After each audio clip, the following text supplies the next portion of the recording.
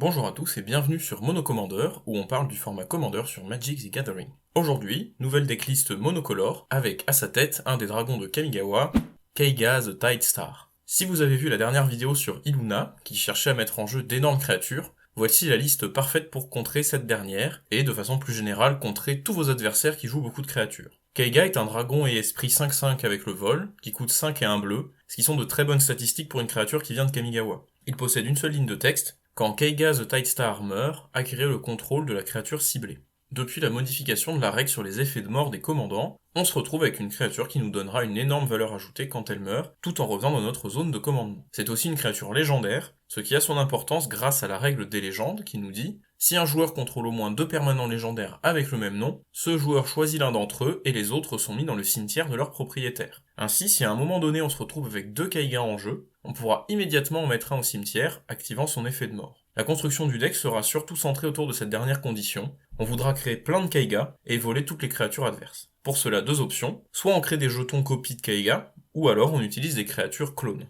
On voudra aussi des moyens de forcer notre adversaire à avoir des créatures à poser. Le deck va se composer d'énormément d'effets de clones, pour au choix copier Keiga et voler une créature adverse, mais aussi directement copier les créatures adverses si Keiga n'est pas encore là. L'idée du deck est de se servir des armes adverses pour les battre. On passe maintenant à la decklist, avec en premier les catégories communes à tous les decks, et on commencera par la caverne d'Ali Baba. On jouera beaucoup d'artefacts dans ce deck monocolore, et notamment pour s'accélérer. Keiga coûte cher, d'autant plus si on est amené à le rejouer, et il est important pour nous de pouvoir produire des manas de n'importe quelle couleur, au cas où on récupère des créatures adverses avec des capacités activées. Pour remplir ces deux objectifs, on utilisera Sol Ring et Mindstone, qui seront nos deux seuls producteurs de mana incolore, Sapphire Medallion, qui réduira le coût d'une majorité des sorts du deck, Wayfarer's Bubble et Expedition Map iront chercher des terrains dans notre deck. Expedition Map est intéressante ici car on jouera quelques landes utilitaires parfois très importants. Sky Diamond produira du bleu, tout comme Midnight Clock, qui pourra en plus nous refaire une main au bout de 3 tours en multijoueur. Fellwarstone et Gilded Lotus produiront souvent n'importe quelle couleur de mana. Enfin, Chromatic Orrery est une carte surprenante dans un deck monocouleur, qui permet de payer tous nos coups de mana avec n'importe quel type de mana, tout en s'engageant pour en produire 5 incolores, et ayant une capacité activée qui permettra de piocher selon le nombre de couleurs de permanents que l'on possède. Elle sera très intéressante dans ce deck, et on aura souvent au moins 3 cartes à piocher avec sa capacité, en fonction des decks de nos adversaires. Vient ensuite la catégorie un cadeau empoisonné. Comme dit en introduction, on veut que nos adversaires posent des créatures pour nous. On va donc leur mettre à disposition en les aidant à piocher. Howling Mine, Dictate of Crufix, Jace Beleren, Camille of Crescent Moon rempliront tous ce rôle en donnant une carte supplémentaire à tous les joueurs chaque tour. Mais on veut aussi de la pioche uniquement pour nous. Psychic Possession optimisera notre pioche de groupe pour nous en faire piocher encore plus. Rhystic Study, un classique en mono bleu pour piocher très vite beaucoup de cartes. Dragon's Horde est un accélérateur de mana, intéressant car il permet aussi de piocher une carte en échange d'un marqueur or, qu'il gagne dès qu'un dragon entre en jeu sous notre contrôle. Ça tombe bien, notre commandant est un dragon, et nos clones qui arrivent comme une copie de Keiga le sont aussi. Verity Circle a le potentiel de faire piocher des cartes dès qu'une créature adverse s'engage sans être attaquante, mais permet aussi d'engager une menace ou deux à chaque tour. Il synergisera très bien avec la dernière carte de ce groupe, Gadwig the Wizened, qui est plutôt une carte de fin de partie, nous permettant de piocher X cartes et coûtant X. Une fois en jeu, il engagera un permanent adverse dès que l'on lance un sort bleu. On passe à la catégorie suivante, ne passez pas par la case départ. On joue en mono bleu.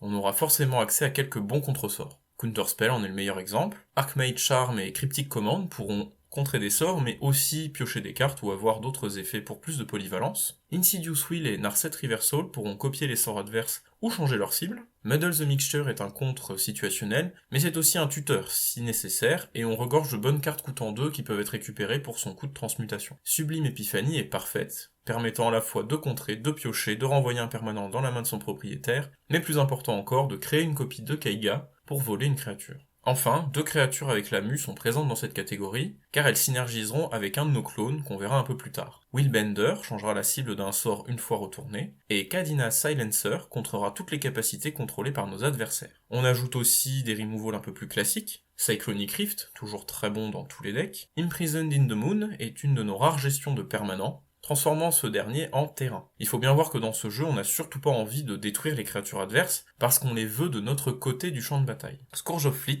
est une excellente carte dans un deck mono bleu, avec un effet similaire à Faille Cyclonique tout en posant une grosse créature. Pour finir, dernier sous-groupe dans cette catégorie d'interaction, les effets gênants pour nos adversaires. Narset, Parter of Veil, en plus d'aller chercher des cartes, empêchera nos adversaires de piocher plusieurs cartes par tour. C'est une valve de sécurité une fois notre terrain bien installé, pour éviter que nos cartes de pioche de groupe vues précédemment donnent des nouvelles réponses aux joueurs. Kira, Great Glass Spinner, protégera toutes nos créatures en contrant le premier sort les ciblant à chaque tour. Enfin, Tassa Deep Dweller permettra d'engager des créatures pour un coût modéré, synergisant avec Verity Circle vu au-dessus, mais permettra surtout de réutiliser les effets d'entrée en jeu des créatures que l'on vole, ce qui est très fréquent en commandeur. C'est en plus très souvent une 6-5 indestructible, très pratique et difficile à gérer. Au niveau des terrains, Wasteland et Strip Mine permettront si besoin d'enlever un terrain adverse trop puissant, Scavenger Ground s'occupera des cimetières, tandis que Arcane Lighthouse et Detection Tower nous assurent de pouvoir dérober les créatures qui ont le linceul ou la défense talismanique.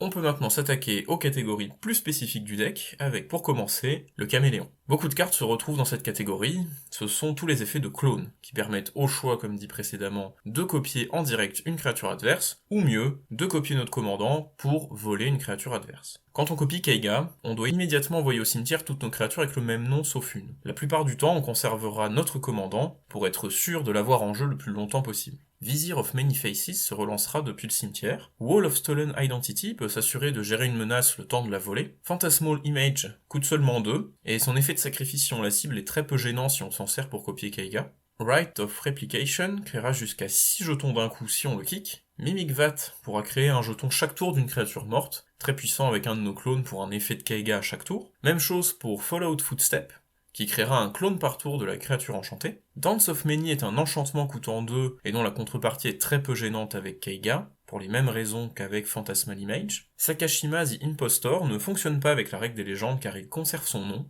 mais il est surtout là quand on n'a pas Kaiga en jeu pour copier une autre menace, et il peut se renvoyer en main pour un effet renouvelable. Phyrexian Metamorph et Clever Impersonator pourront copier plusieurs types de permanents, tout comme Mirage Mirror, qui lui pourra changer de forme à chaque tour. Body Double copiera depuis le cimetière pour plus de polyvalence, permettant au besoin de copier un autre clone du cimetière pour une arrivée en jeu classique. Changeant aussi de forme à chaque tour, Vesuvan Shapeshifter sera notre troisième carte avec la mue. Elle permettra de copier les effets de retournement des deux premières vues dans les interactions. Il peut aussi se retourner pour copier à n'importe quel moment, nous donnant accès à un vol de créatures en éphémère. Dans le même genre, Stun Double est un clone avec le flash, et Shapeshearer peut se transformer pour 3 quand on le souhaite. Cackling Counterpart est aussi un éphémère, mais avec le flashback, qui ne peut cependant créer un jeton que d'une créature que l'on contrôle. Glasspool Mimic est un clone pour une de nos créatures, mais peut aussi être un terrain si besoin. Tempt with Reflection donnera un choix intéressant à nos adversaires, qui pourront nous offrir jusqu'à 3 créatures s'ils décident de copier le sort. Soul Foundry créera un jeton par tour d'une créature exilée depuis notre main,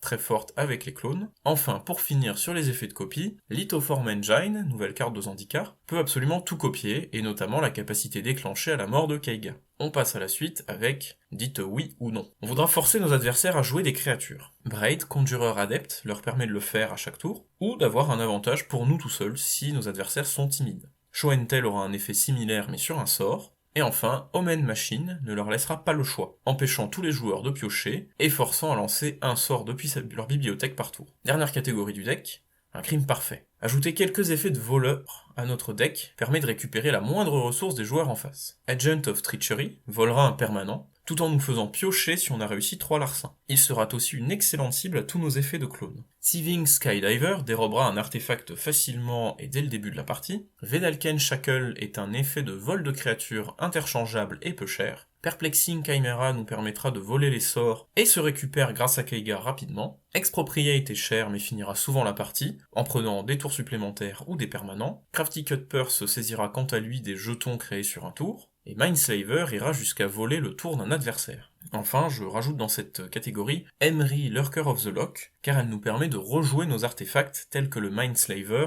pour toujours plus d'abus. On joue un total de 19 artefacts dans le deck qui donnent tout à fait sa place à cette carte, en plus de la boucle avec le Mindslaver qu'elle peut nous offrir. Au niveau des terrains, Vesuva copiera n'importe quel terrain en arrivant en jeu, à noter une très bonne interaction avec Imprisoned in the Moon, En effet, Vesuva copie un terrain, mais il copie ce qu'il y a d'imprimé sur la carte initiale. Ainsi, Vesuva se transforme en copie de n'importe quel permanent pour un slot de terrain. On complétera le deck avec le reste des terrains. High Market nous permettra un effet de sacrifice en éphémère, pratique si besoin d'un vol d'urgence avec Kaiga en jeu. Mystic Sanctuary donnera un petit peu de récursion au deck pour nos sorts. Exotic Orchard donnera les couleurs de nos adversaires pour leur capacité activée, et 25 îles porteront le total de terrain du deck à 35 plus une carte double face. C'est un deck très fun à jouer pour son propriétaire, mais qui peut rapidement être frustrant pour vos adversaires. Adaptez-vous à votre groupe de jeu et ne le jouez pas trop souvent. Évidemment, si vous jouez uniquement contre des joueurs qui ne jouent pas de créatures, le deck sera aussi bien plus faible. C'est très loin d'être un deck compétitif, mais il a le mérite de s'adapter très bien au niveau des autres decks de la table, en faisant exactement la même chose qu'eux. Ce sera tout pour cette decklist.